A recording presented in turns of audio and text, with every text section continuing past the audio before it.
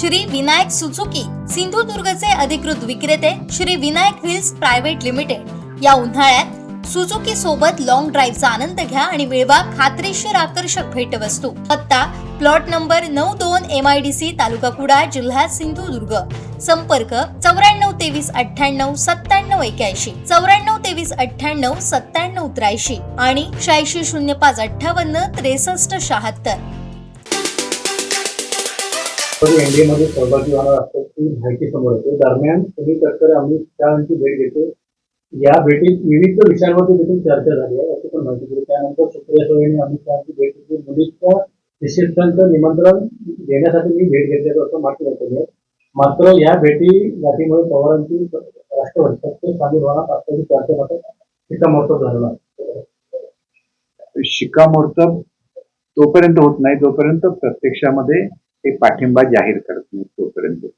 त्याच्यामुळे सुप्रियाताईंची सुद्धा एक मुलाखत मी बघितलेली होती. त्याच्यामध्ये त्यांनी म्हटलेलं होतं की जी आपण महिला विधेयक आणतो त्याच्यामध्ये अधिकची जर जागा निर्माण होणार असतील तर आमचा पाठिंबा राहील. शेवटी तो कंडिशनल पाठिंबा असं म्हणता येईल. कंडिशनल पाठिंबा वेगळा असतो आणि एनडीए मध्ये सहभागी होणं हे वेगळं असतं. त्याच्यामध्ये तुम्ही सत्तेमध्ये सुद्धा येता, तुमच्यापैकी काही लोकांना मंत्री होण्याची संधी मिळते. तर हा नेमका पवारसाहेब हे खूप अनुभवी आहेत आणि त्यांच्या अनुभवाचा फायदा जर देशाच्या हितासाठी झाला तर त्याचे सर्वांनीच स्वागत केलं पाहिजे असं मला वाटतं. त्यावर संजय राऊत असं पण म्हणतात शरद पवार यांची राष्ट्रवादी पक्ष कधीही जातीयवादी आणि राष्ट्रविघातक पक्षासोबत जाणार नाही अशी खात्री संजय राऊत यांनी व्यक्त केली आहे. पवारांच्या विचारधारणेत नरेंद्र मोदींचा भाजप पक्ष एक असं आहे की देशविघातक हा मुळात शब्दच चुकीचा आहे.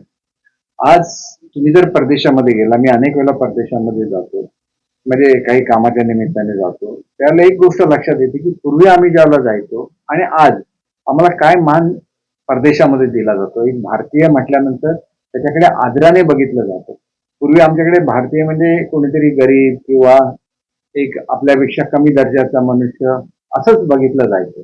आता ती परिस्थिती जगभरामध्ये राहिलेली नाहीये. देशाला या पातळीवर कोणी नेलं याचा विचार केला पाहिजे. आज आपण शस्त्रास्त्राच्या निर्मितीमध्ये जगामध्ये दुसऱ्या क्रमांकावर आहोत. हे कोणी केलं याचा विचार केला पाहिजे. आज आपल्याकडे सगळ्यात जास्त मेडिकल कॉलेजेस येतात जगभरामध्ये. वैद्यकीय जे एक्सपर्ट्स आहेत त्यांचा तुटवडा आहे. तो तुटवडा लक्षात घेऊन दूरदृष्टीचा दृष्टिकोन ठेवून प्रत्येक जिल्ह्यामध्ये स्वतःची मेडिकल कॉलेजेस होत आहेत. आज आमच्या मेडिकल कॉलेजमधून 100 लोक सिंधुदुर्गच्या मेडिकल कॉलेजमधून बाहेर पडले.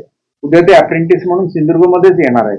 त्याच्यामुळे सिंधुदुर्गसारख्या छोट्याशा जिल्ह्याला एकाला 100 डॉक्टर मिळाले तर केवढा फरक पडू शकतो, लोक किती समाधानी होऊ शकतात याचा विचार केला पाहिजे.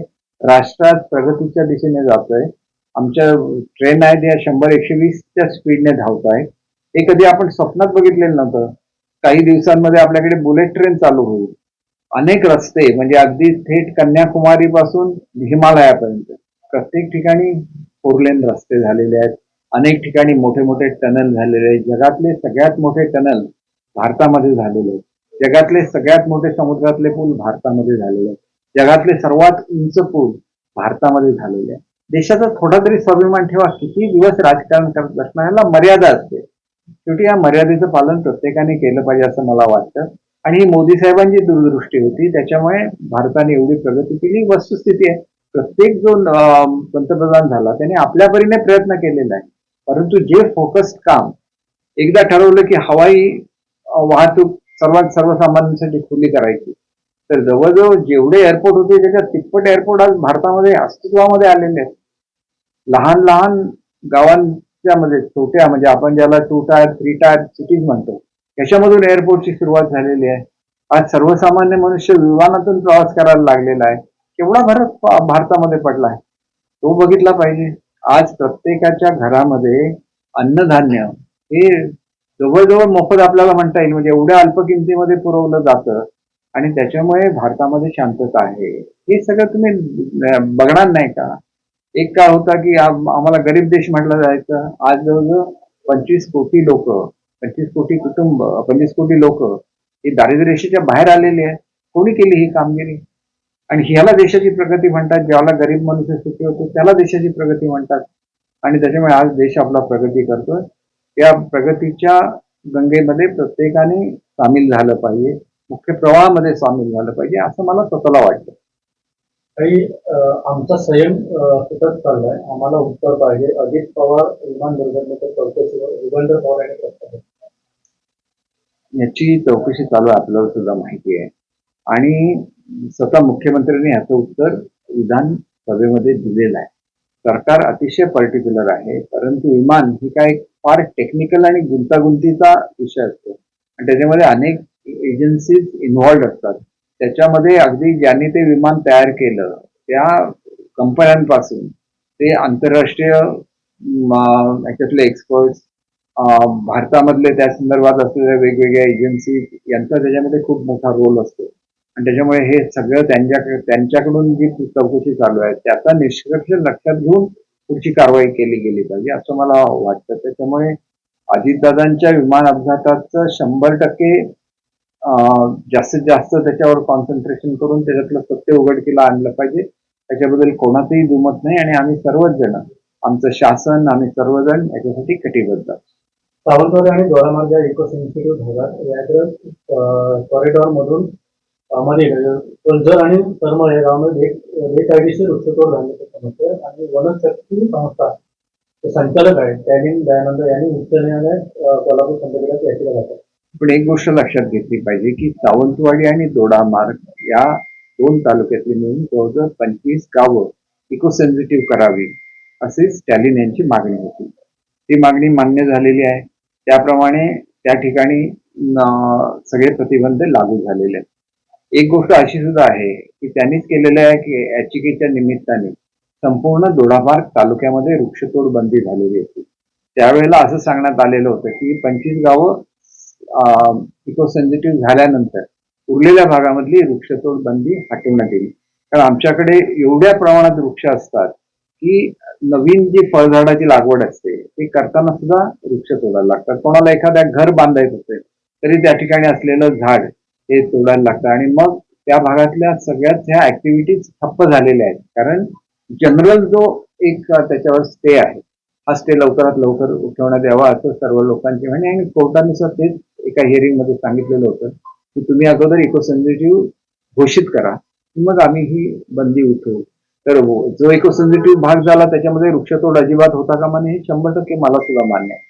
परंतु वृक्षतोडीचे सुद्धा काही नियम आहेत. इको सेन्सिटिव्ह मध्ये तुम्हाला वृक्ष लागवड करायची असेल त्याला काय करावं वगैरे या संदर्भातली गाईडलाईन आल्यानंतर त्या भागामध्ये आवश्यक तिथे जर उत्खननाला बंदीच आहे आणि त्याच्यामुळे मला असं वाटतं की उत्खनन झालेलं असेल तर त्या लोकांवर कारवाई करता येईल. पण हे कोणी मुद्दाम करत नाही.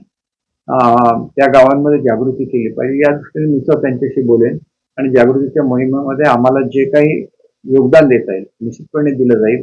परंतु इको सेन्सिटिव्ह झोन मध्ये सुद्धा काही गोष्टी अलाउड आहेत ज्याच्यामध्ये